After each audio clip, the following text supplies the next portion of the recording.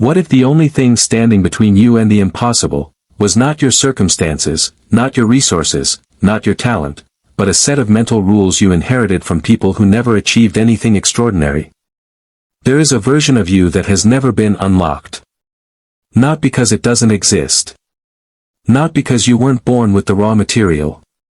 But because nobody ever handed you the key. Nobody sat you down and told you the brutal, uncomfortable, life-altering truth that the greatest minds in human history discovered, not in comfort, not in ease, not in the favorable conditions we all keep waiting for, but in the fire of their most difficult moments. That truth is this. Your mind is not fixed.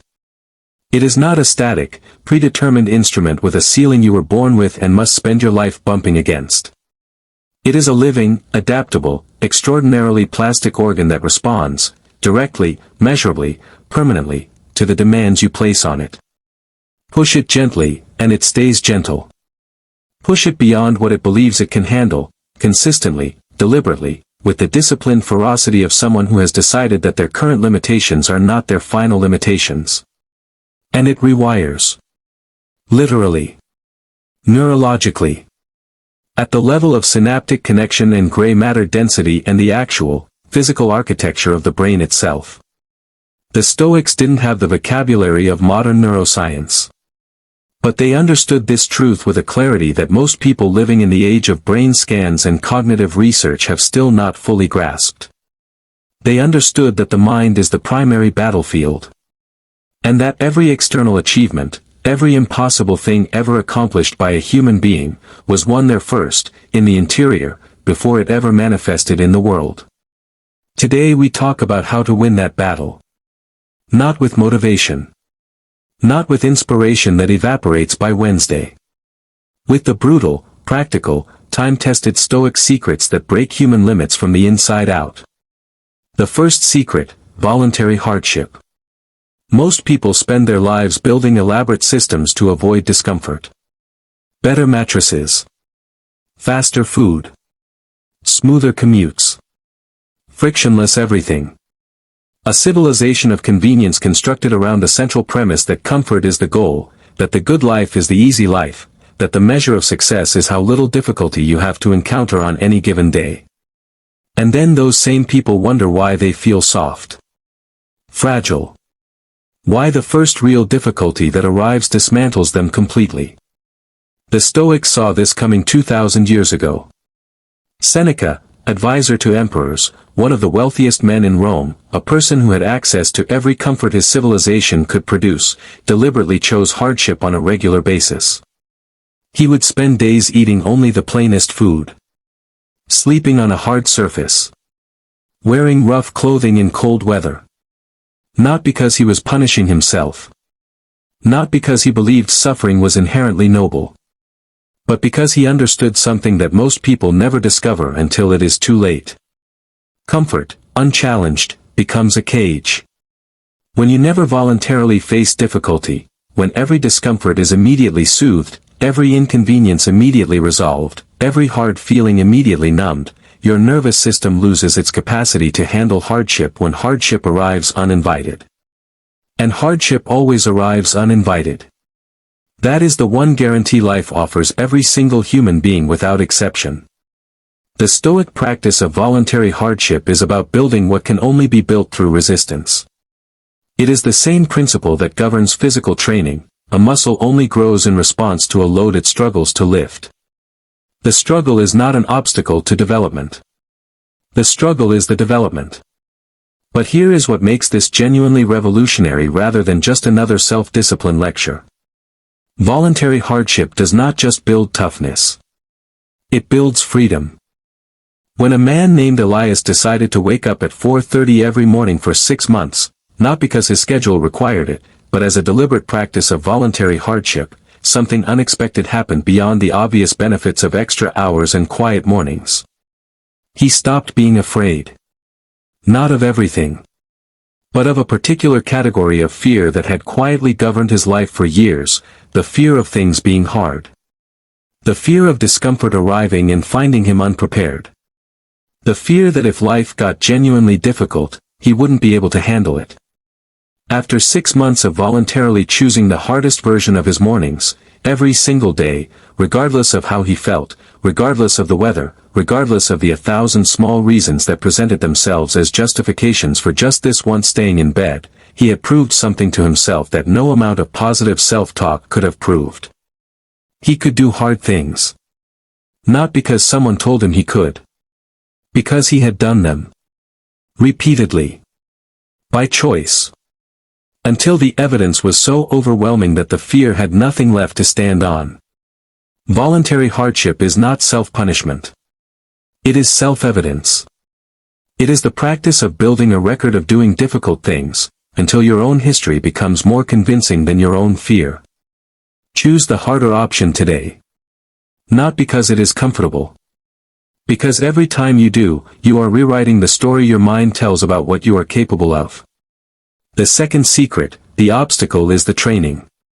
There is a statement Marcus Aurelius made in his private journals that has been read by generals, athletes, entrepreneurs, and philosophers for centuries, and it is still, in my estimation, one of the most practically powerful ideas ever written down by a human being.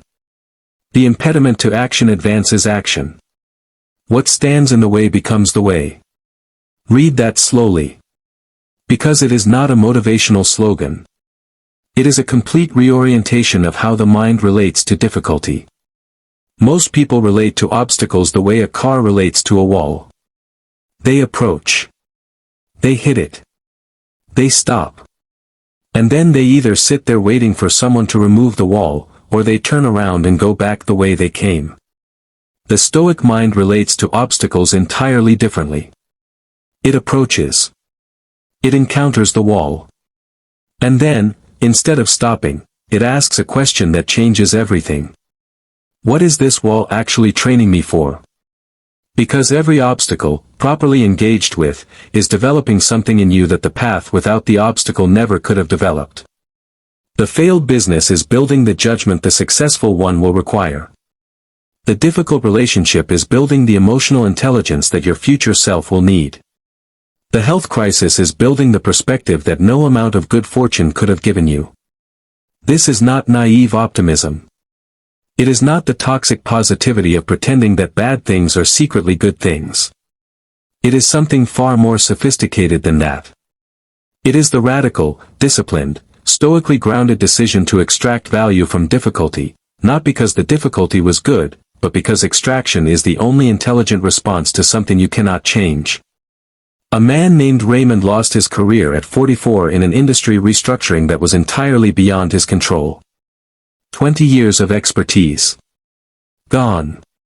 And with it, the identity he had built around his professional role so completely that losing the role felt like losing himself.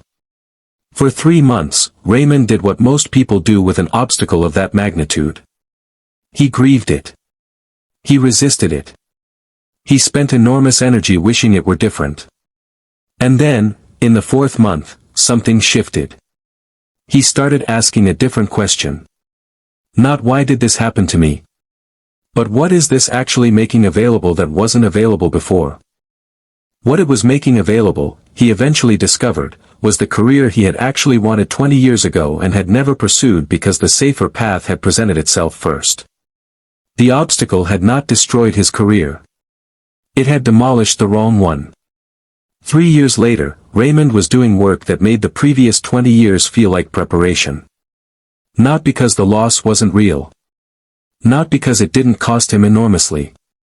But because he had applied the Stoic principle, with discipline and with time, and let the obstacle become the path. Your obstacle right now is not a detour. It is the training ground for the version of you that the life you want actually requires. Engage with it accordingly. The third secret, control the narrative, control the mind. Here is something that will rearrange how you understand your own psychology if you let it land properly. You do not experience reality. You experience your interpretation of reality. The same event, the same exact set of facts, the same circumstances, the same external situation, can be experienced as devastating by one person and as opportunity by another. Not because they are living in different realities, But because the narrative their minds have constructed around those facts is completely different. Epictetus, who again, was a slave, a man who had less external freedom than almost any person reading or watching this, built his entire philosophy around this single, extraordinary understanding. It's not what happens to you, but how you react to it that matters. But I want to go deeper than the quote. Because most people hear this and nod and then go right back to being victimized by their own interpretation of events. The quote lands intellectually and changes nothing practically. What changes things practically is understanding the mechanism. The narrative your mind constructs about an event is not automatic. It feels automatic. It arrives so quickly, so convincingly, so seamlessly attached to the event itself that most people never realize the narrative and the event are two separate things. They experience them as one. But they are not one. Between the event and the narrative there is a gap. And in that gap, however small it is, you have a choice. A woman named Patricia received feedback on a project she had poured 3 months of her best work into. The feedback was harsh. Dismissive. Delivered without care for the effort behind the work. Patricia's automatic narrative constructed itself in seconds. I am not good enough. This always happens to me. I will never be taken seriously. The work is bad. I am bad. She noticed the narrative. Not immediately, it took about 40 minutes and a conversation with a mentor who happened to call at the right moment. But she noticed it. And then she did something the Stoics would have recognized immediately. She interrogated it. Is it true that the work is bad, or is it true that the reviewer was harsh? Is it true that I will never be taken seriously, or is it true that this one person did not take this one project seriously in this one interaction? Is it true that I am not good enough, or is it true that I am in the middle of a learning curve that all people doing difficult work inhabit? Question by question, she dismantled the automatic narrative and rebuilt it on the actual facts rather than on the fear that had rushed in to interpret them. This is not about false positivity. Patricia didn't tell herself the feedback was secretly wonderful. She acknowledged it was hard. She acknowledged the work needed improvement. She held what was real. But she refused to allow the narrative to expand beyond what was actually true. That refusal, that disciplined, practiced, stoically grounded refusal to let fear write the story of your life, is one of the most powerful mental skills a human being can develop. Your narrative is not your reality. It is your construction of reality. And constructions can be rebuilt. The fourth secret, die before you die. This one requires courage to sit with. The Stoics practiced something they called memento mori, the deliberate, regular contemplation of death. Not as morbid fixation. Not as pessimism or nihilism or the kind of darkness that paralyzes rather than liberates. But as the single most clarifying lens available to the human mind. Marcus Aurelius returned to it constantly in his meditations. You could leave life right now. Let that determine what you do and say and think. Seneca structured his philosophical letters around it. Epictetus taught it as a foundational practice, not something to be approached occasionally in moments of crisis, but as a daily discipline, as regular and as functional as eating and sleeping. Because what the contemplation of death does, when practiced honestly and regularly, is strip away everything that is not essential. The petty grievance you have been carrying, does it survive the contemplation of your own mortality? The approval you have been performing your life to earn, does it matter when you hold it against the finite number of days you have been given? The fear of what people will think if you pursue the thing you actually came here to pursue, does that fear hold its weight when you remember, genuinely remember, that you will not be here forever? It doesn't. It collapses. And what remains, after the non-essential has been burned away by the honest fire of mortality, is the essential. The real. The things that actually matter to you when nothing else is obscuring the view. A man named Solomon had spent 11 years in a career that paid well and meant nothing. He knew it meant nothing. He had known it from about year 3. But the salary was good and the stability was real, and the fear of change was louder than the quiet voice that kept telling him he was in the wrong life. Then his father died. And in the weeks that followed, in the strange, clarifying, timeless space that grief sometimes opens, Solomon found himself thinking about his own death with an honesty he had never before permitted. If I die having spent my entire life in this career, will I have lived? The answer arrived without hesitation. No. Not a dramatic no. Just a quiet, clear, irrefutable no. He changed his life within the year. Not because his father's death was a gift. It was a devastation. But because the devastation had broken open the lens through which Solomon was seeing his own existence, and through that broken open lens, the essential had become visible in a way it had never been before. You do not have to wait for loss to access this clarity. The Stoics are offering it to you right now, as a practice, as a daily discipline, as the most honest question you can ask yourself in the quiet of any ordinary morning. If this were my last year, am I living the life I actually came here to live? Sit with that question. Let it burn away what is not essential. And then, with the clarity that remains, go build the impossible thing. For secrets in. And I want you to feel what is happening right now, not just intellectually, but in the body. Because what we are talking about is not philosophy for its own sake. It is the actual operating system upgrade that separates the people who achieve what others call impossible from the people who spend their lives wondering why their potential never fully materialized.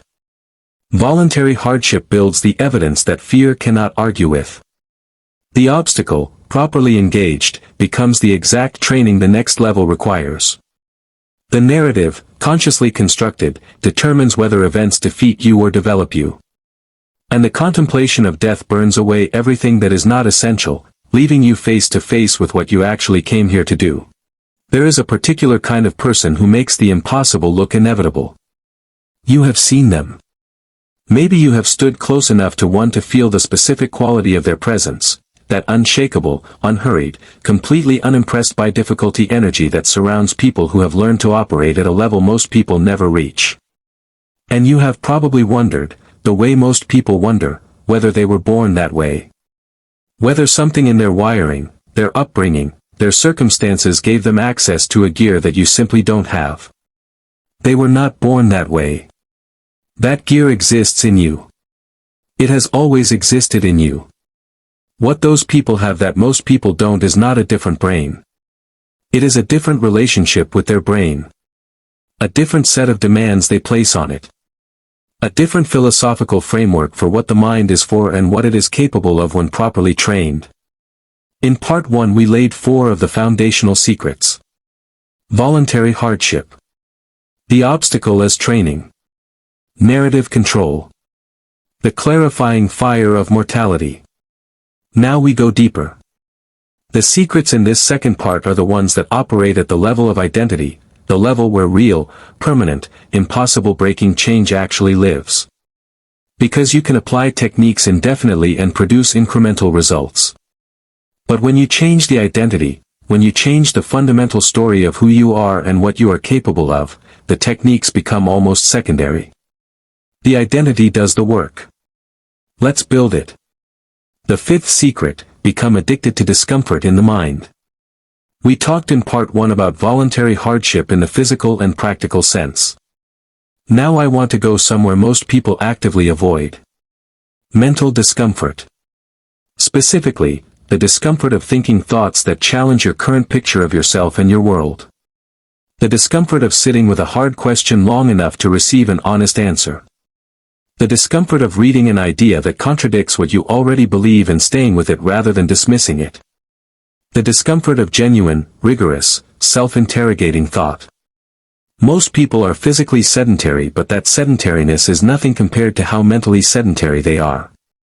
They consume content that confirms what they already believe. They surround themselves with people who think the way they already think.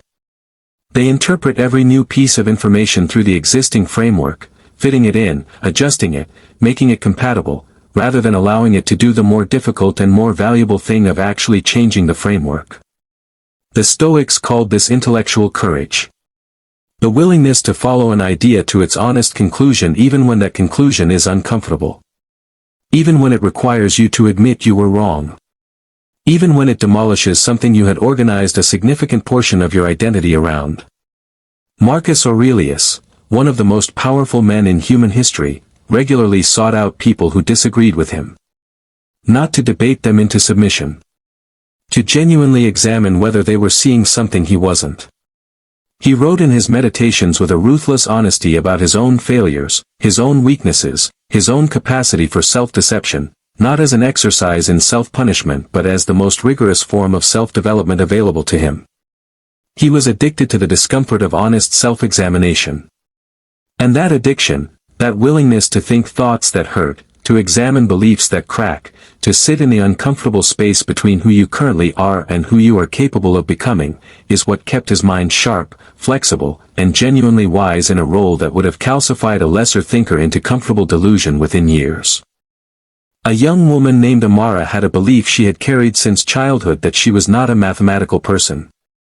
It had been told to her early, confirmed repeatedly by mediocre grades, and eventually integrated so completely into her identity that it had stopped feeling like a belief and started feeling like a fact. At 28 she needed mathematics for a career transition she desperately wanted to make. The discomfort of confronting this belief was enormous. Because it wasn't just a belief about mathematics. It was a belief about the fixedness of her own mind. About whether the story she had been told, and had been telling herself, about her limitations was actually true. She sat in that discomfort. 4 weeks. Longer than was comfortable. Examining the belief honestly.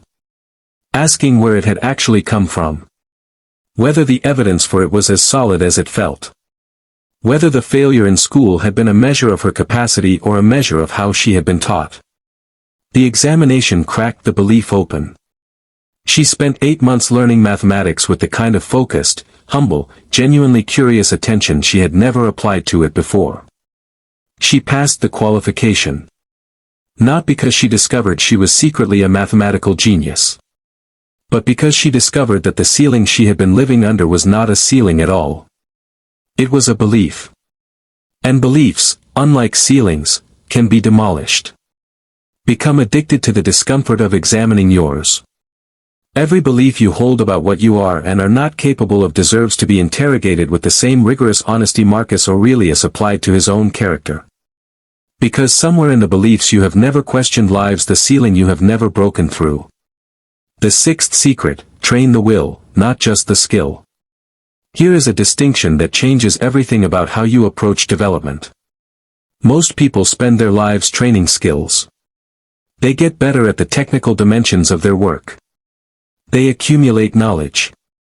They practice the craft. They develop competence in the specific, measurable, demonstrable areas that their chosen field rewards. And then they are defeated, not by someone with better skills, but by someone with a stronger will. The will is different from the skill. The skill is what you can do under favorable conditions. The will is what you can do when conditions are unfavorable. When you are tired. When the result is uncertain. When the work is not producing visible progress and the doubt is louder than the evidence and every reasonable voice around you is suggesting that perhaps this particular impossible thing really is impossible. The will is what keeps you at the work in those moments. And the will, like any other faculty, is trained. Specifically. Deliberately. Through the practice of doing what you committed to doing even when the commitment is inconvenient. Epictetus taught that the will, what he called the prohairesis, the faculty of choice, the governing capacity of the human person, is the only thing that is truly and completely ours. Everything else can be taken. Health, wealth, reputation, relationships, all of it is subject to forces beyond our control. But the will, the capacity to choose how we respond, what we pursue, where we direct our effort, that belongs to us absolutely. And because it belongs to us absolutely, the responsibility for its development belongs to us absolutely. There was a composer named Elias who had been working on a symphony for 4 years. 4 years of mornings before the rest of his household woke up. For years of showing up to the work when the work felt alive and electric, and also when it felt dead and mechanical and completely disconnected from whatever had inspired it in the first place. His colleagues asked him constantly how he maintained the discipline. His answer surprised them. He said he had stopped thinking about it as discipline entirely. He said he had trained his will to the point where the question of whether to show up had simply ceased to exist. It wasn't a decision he made every morning.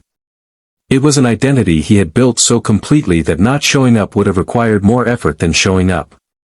The will, fully trained, stops feeling like willpower. It starts feeling like nature. That is the level you are building toward. Not the grinding, white-knuckled, motivationally dependent effort of someone who is forcing themselves through every session. But the quiet, settled, completely unsentimental commitment of someone for whom the work is simply what they do, because it is who they are. Train the will. Every day. By doing the thing you said you would do, when you said you would do it, regardless of how you feel about it in the moment. The skill will take you far. The will takes you to the impossible. The seventh secret: embrace the long silence before the breakthrough. Every impossible achievement in human history was preceded by a period that looked, from the outside, exactly like failure. Exactly like nothing happening. Exactly like the person had perhaps overestimated themselves, miscalculated the difficulty, or simply chosen a dream that was not available to someone of their particular circumstance. And the people who achieved the impossible kept going anyway. Not because they had information the doubters didn't have. Not because they could see the breakthrough coming in a way that made the waiting easier. But because they had developed, through practice, through philosophy, through the kind of mental training we have been discussing throughout this entire conversation, the capacity to sustain effort and belief in the complete absence of visible progress. This is perhaps the rarest and most valuable mental capacity a human being can possess. Because the world is constructed to reward visible progress. Likes, metrics, feedback, validation, the measurable markers of advancement that tell you and everyone watching that the effort is working. And when those markers are absent, when the work is happening but the results are not yet showing, the pressure to stop is enormous. Most people stop. Not because they run out of ability. Because they run out of the capacity to keep going without evidence that the going is worth it. The Stoics built this capacity through a practice that sounds almost too simple. They focused entirely on the process and released the outcome. Not partially. Not mostly. Entirely. Seneca wrote, "Continue to act thus, live thus, as we may hear, as we may shout across to one another in passing." The instruction was always toward the doing, the quality, the consistency, the integrity of the effort itself, and away from the anxious monitoring of results that drains the energy the effort actually needs. A woman named Constance spent 7 years writing a novel that no publisher wanted. 7 years of rejection. 7 years of continuing to write the next book while the previous ones accumulated rejection letters. 7 years of watching people around her achieve visible success in their fields while her own effort produced nothing that the world was yet ready to recognize. She kept writing. Not because she was certain the breakthrough was coming. But because she had made a decision, a stoically grounded, philosophically rooted, identity-level decision, that the writing was what she was, regardless of what it produced. In the 8th year, the right book found the right publisher. What followed was everything the 7 years of silence had looked like the absence of. But here is what Constance said in the interview afterward that I want you to carry with you. She said the 7 years of silence were not the price she paid for the success. They were the construction of it. Every book that was rejected was developing the craft the successful one required. Every year of continuing without evidence was building the will that the publishing world would eventually recognize as something worth betting on. Every morning she showed up to the work when the work was producing nothing visible, she was producing something invisible. She was producing herself. The long silence before your breakthrough is not empty. It is the most productive period of your entire journey. Trust the process. With the full, settled, philosophically grounded trust of someone who understands that the bamboo spends 4 years building roots before it shows a single inch above the ground. Your roots are growing. Keep watering them. The eighth secret: build an identity that the impossible cannot intimidate. We come now to the deepest secret of all. The one that everything else has been building toward. Because here is the truth about achieving the impossible that most conversations about achievement never reach. The impossible is not achieved by people who are trying to achieve the impossible. It is achieved by people who have built an identity for whom the previously impossible is simply the next natural expression of who they are. Let me say that differently.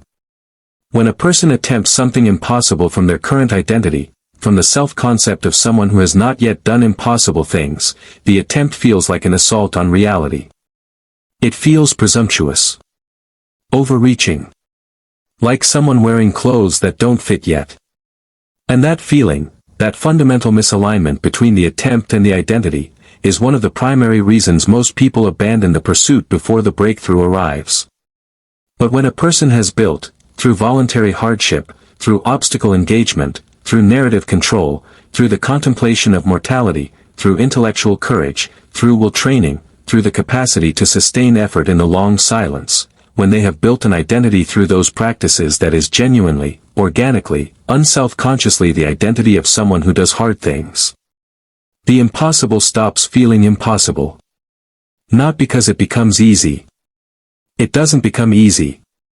But because the person attempting it has become someone for whom difficulty is simply the texture of meaningful work. Someone for whom the resistance is expected, respected, and engaged with rather than feared. Someone whose self-concept is no longer organized around the avoidance of failure but around the consistent, faithful, daily practice of showing up to the hardest version of their life. That person does not achieve the impossible despite who they are. They achieve it because of who they have become. A man named Victor had spent his early 30s consuming every book, course, and conversation about achievement he could find. He was extraordinarily well informed about success. He could describe its principles with remarkable precision and articulate clarity. He had achieved almost none of them. Because Victor had been making the fundamental mistake of trying to do what successful people do, without becoming who successful people are. He was applying behaviors without building identity.